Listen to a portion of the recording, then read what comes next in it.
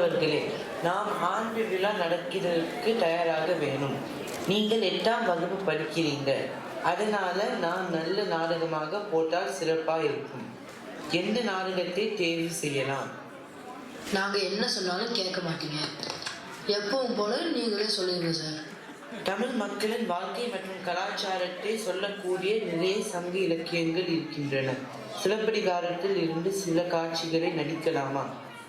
இதை எழுதியவர் இளங்கோ அடிகள், கரெக்டா? ஆனா அந்த கதை எனக்கு தெரியாது. அதை கொஞ்சம் சொல்லுறீங்களா? சொல்றேன். சோழர்களின் தலைநகர் காவேரி பூம்பட்டினம் என்ற பூம்புகார். பூம்புகார் எங்கே இருக்கு? காவேரி ஆறு கடல்ல கலக்கிற இடத்துக்கு பக்கத்துல பூம்புகார் இருக்கு. அந்த ஊரில் மாசாத்துவான் அப்படின்னு ஒரு பெரிய வணிகர் இருந்தார். அவரோட மகன் கோவலன். இவன் கலையுணர்வு மிக்கவன். அப்ப இவர் தான் கதையோட ஹீரோவா? ஹீரோயின் யாரு? அதே ஊர்ல இருந்த இன்னொரு பெரிய வணிகர் மாநாயக்கனின் மகள் கண்ணகி. கண்ணகிக்கும் கோவலனுக்கும் திருமணம் நடந்தது. இதே ஊரில் மாடவி என்ற நடன பெண் இருந்தார். அவளுக்கு அரங்கேற்றம் ஏற்பாடு செஞ்சாங்க. அந்த காலத்துல நடன நிகழ்ச்சி எப்படி இருக்கும்? இரு நான் நம்ம ஸ்கூல் ப்ராஜெக்டுக்கு டைம் மிஷின் கால இயந்திரம் ஒன்று செஞ்சேன் இல்லையா? அதுல போய் மாதவியின் நடனத்தை பார்க்கலாம்.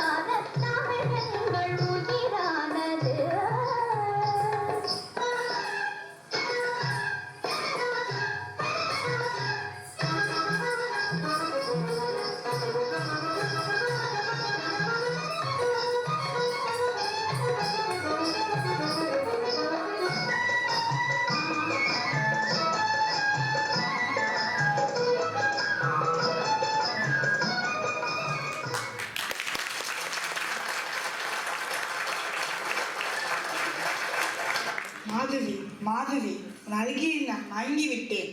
காத்திரு மாதவி. சோழ மன்னன் உனக்கு பரிசளித்த நகையை 1001 பொற்காசுகளுக்கு வாங்குகிறேன். கண்ணகியை விட்டுவிட்டு உன்னுடன் வாழ போகிறேன். ஐயோ, இது கொஞ்சம் கூட சரியில்லையே. இவனா கதையில் ஹீரோ? கண்ணகி எதனும் பார்த்து பார்த்து போர் அடிச்சிருக்கும். அட பாவி, டே. Just kidding. கோவலன் செய்தது சரியில்லை.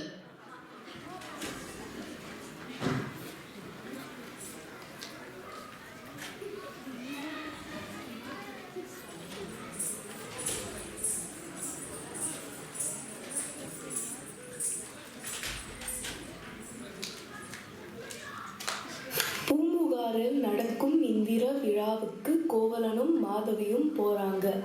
அங்கே கோவலன் பிற பெண்களை பற்றி பாடுகிறான். மாதவியும் அதே மாதிரி பிற ஆண்களை பற்றி பாடுகிறாள்.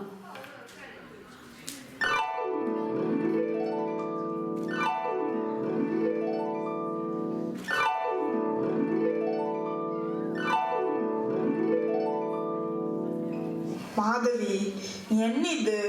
உனது பாடல் எனக்கு பிடிக்கவில்லை. வேறொருத்தரை நீ மனதில் நினைக்கிறாயா? நான் உன்னை விட்டு போக போகிறேன். நீ போகலாம் கோவலா. I don't care. இது என்னடா, கோவலன் யாரை பத்தி வேணும்னாலும் பாடுவாராம். ஆனா மாதவி வேற யாரையாவது பத்தி பாடினால் கோச்சிப்பாரா. உனக்கு வந்தா ரத்தம், எனக்கு வந்தா தக்காளி சட்னி. வடிவேல் கவன மாதிரியே இருக்கு.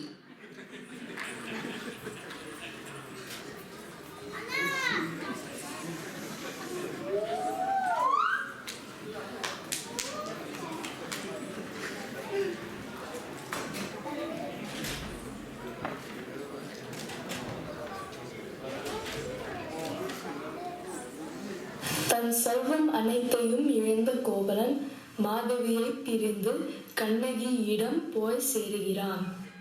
இப்ப கண்ணகி திரும்பி கோவலை சேர்த்துப்பான்னு நினைக்கிறியா? நல்ல உதவி தான் கிடைக்கும் நான் நினைக்கிறேன். இரு, என்ன நடக்குதுன்னு பாப்போம். கண்ணகி, கண்ணகி, நான் திரும்பி வந்து விட்டேன். என்னை மன்னித்து விடு. கோவலா, திரும்பி வந்து விட்டீர்களா? வாருங்கள், உங்களை பார்த்ததே எனக்கு போதும். இந்த ஊரில் இருக்க எனக்கு பிடிக்கவில்லை.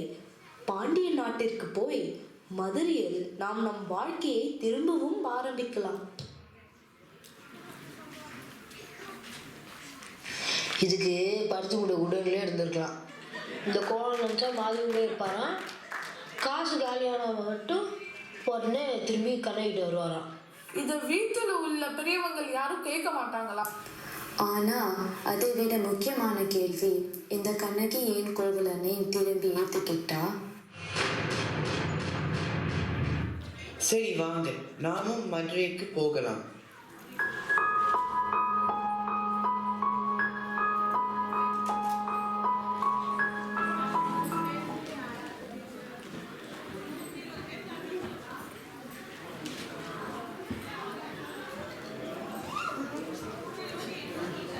கோவலனும் கண்ணகியும் மதுரையை அடைந்தார்கள்.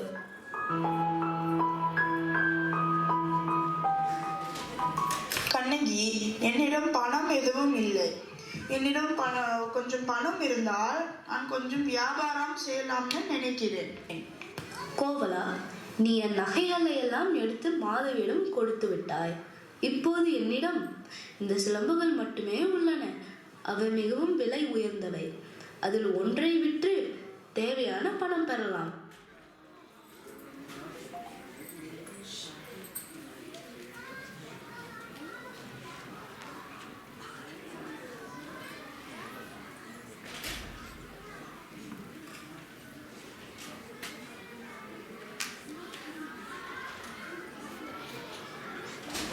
இதே சமயத்தில் பாண்டிய ராணி தனது சிலம்பு ஒன்றை மன்னனின் பொற்கொல்லரிடம் பழுது பார்த்ததற்காக கொடுக்கிறார். பொற்கொல்லர் அதை தானே வைத்துக்கொண்டு அதை யாரோ திருடி சென்றதாக அரசனிடம் கூறுகிறார். சில நாட்களுக்குள் அதை கண்டுபிடிக்க வேண்டும் என்று பொற்கொல்லருக்கு அரசர் கட்டளை இடுகிறார். கோவலனும் பொற்கொல்லரும் கடை வீதிக்கு வருகிறார்கள்.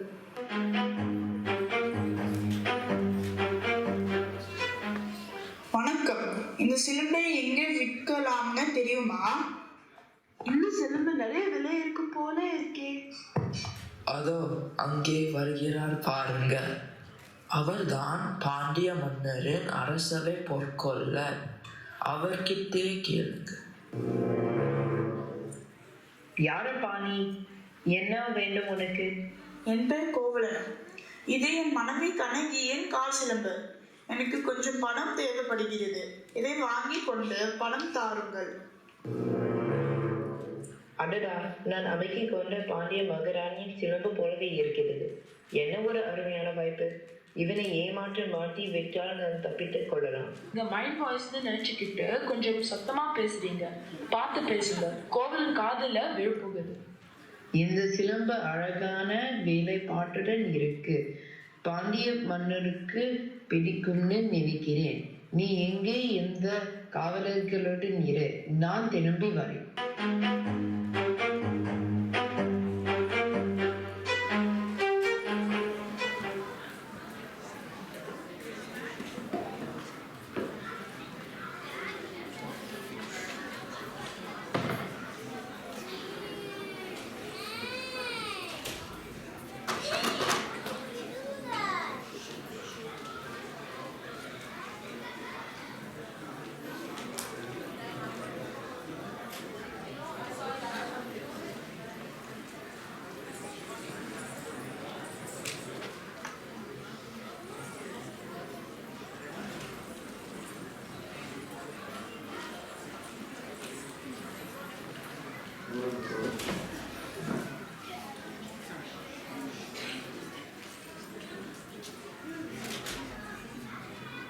இப்போது பாண்டியன் நெடுஞ்செழியன் அரசவைக்கு செல்கிறோம்.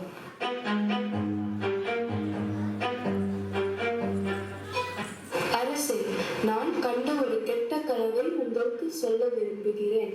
என் கனவில் சூரியனை இருள் விழுங்கியது. இரவில் வானவர்கள் தோன்றின, நட்சத்திரங்கள் கீழே விழுகின்றன. கவலைப்படாதே தேவி, அந்த மாதிரி ஒன்றும் நமக்கு நடக்காது. வணக்கம் அரசே, தேவியின் சிலம்பை திருடிய திருடனை கண்டுபிடித்து விட்டேன். யார் அவன்? எங்கே அந்த கல்வன்? யாரோ கோவலனா கடை வீதிய சிலம்பை விற்க பார்த்தான். இதோ அந்த சிலம்பு, அவனை பிடித்து வைத்துள்ளேன் மன்னா. நல்ல வேலை செய்தாய் பொற்கொல்லனே. கல்வனை கொண்டு வருக.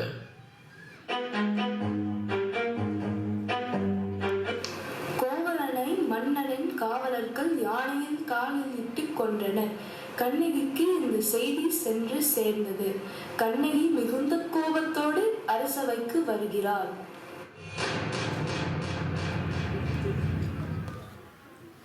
அரசே வணக்கம், உங்கள் கட்டளைப்படி கோவலனை கொன்று விட்டோம். அரசே, நம் அரண்மனை வாசலில் ஒரு பெண் வந்திருக்காள். உங்களை பார்க்க வேண்டுமா? யார் அந்த பெண்? அவள் கோவலனின் மனைவி கண்ணகி என்று சொல்கிறாள். அவளை பார்த்தாலே பயமாக இருக்கு. ரொம்ப கோபத்தோடு காளி போல் காட்சி அளிக்கிறான். அவளை உள்ளவர் சொல். நீதான் பாண்டிய மன்னனா? யாரு நீ பெண்ணே? என்ன வேண்டும் உனக்கு?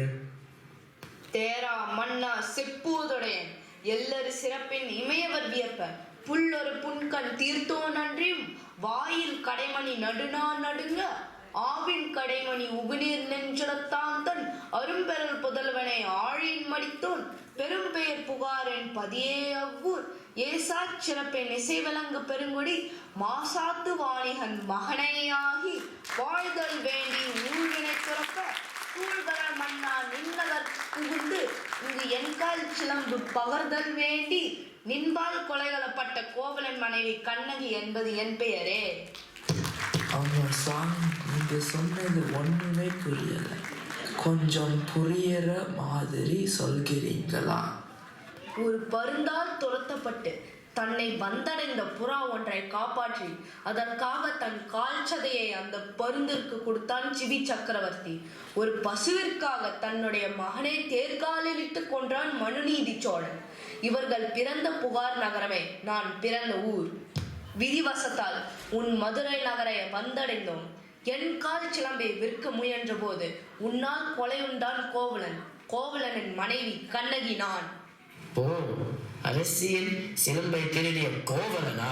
பெண்ணே, கல்வனை கொலை செய்வதே அரசு நீதி. என் கணவன் கோவலன் கல்வனா? அவனை நீங்கள் விசாரித்தீர்களா? இல்லை, விசாரிக்காமலே இந்த முடிவுக்கு வந்தீர்களா? அவனிடம் இருந்த சிலம்பு என்னுடையது. நாங்கள் பெரும் வணிக குலத்தில் வந்தவர்கள். அரசுக்கு இணையாக நகைகள் இருந்தன எங்களிடம். என் சிலம்பில் மாணிக்கங்கள் இருக்கும். அரசியின் சிலம்பில் இருப்பது என்ன? அரசியின் சிலம்பில் இருப்பவை முத்துக்கள். அதுவும் விலை மிகுந்த கொற்கை முத்துக்கள். பாண்டியதேவி, உன் சிலம்புகளை கொடு. இதோ பார், முத்துக்கள். இன்னொரு சிலம்பையை உடைத்து பார் மன்னா.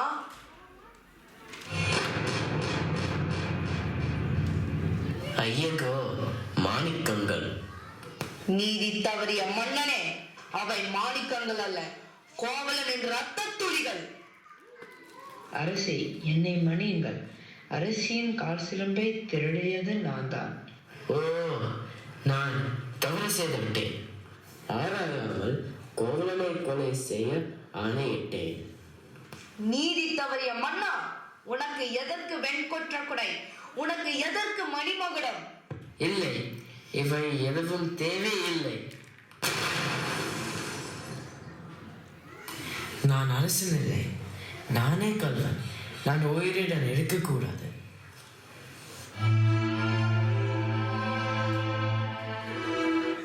கண்ணகி, கோவலனை எங்களால் திருப்பி தர முடியாது, மன்னித்து விடு.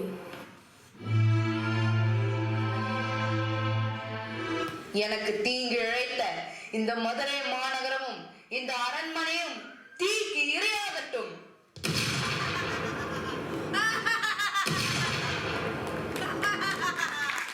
கண்ணகி இட்ட தீயினால் மதுரை நகரம் அழிந்தது.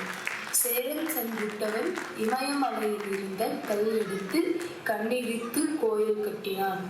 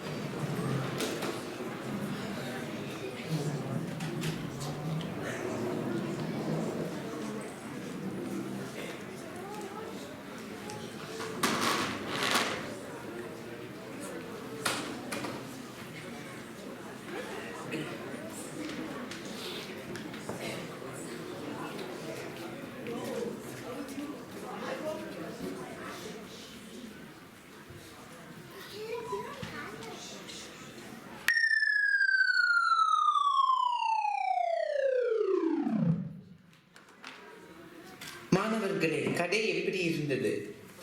எனக்கு பிடிக்கவே இல்லை சார். ஏன் கண்ணகி அப்பாவி மதுரை மக்களை கடைசியில் கொண்டாங்க? ஆமா, அந்த மக்கள் எல்லாம் பாவம். பாண்டிய மன்னன் ஏன் தன்னைத்தானே தண்டித்தார் என்பது எனக்கு புரியுது. அந்த நாட்களில் நீதி வழங்குதல் உடனுக்குடன் நடந்து இருக்கிறது. அது சரி, ஆனால் பாண்டிய மன்னன் ஏன் போர்க்குணனுக்கு தண்டனை கொடுக்கலை? எது எப்படியோ, பலாயிரம் வருடங்களுக்கு முன் வாழ்ந்த தமிழ் மக்கள் மற்றும் அவங்க கலாச்சாரம் பற்றி கற்றுக்கொண்டோம். ஆமா, இந்திர விழா, பூம்புகார் எல்லாம் ரொம்ப இன்ட்ரெஸ்டிங்.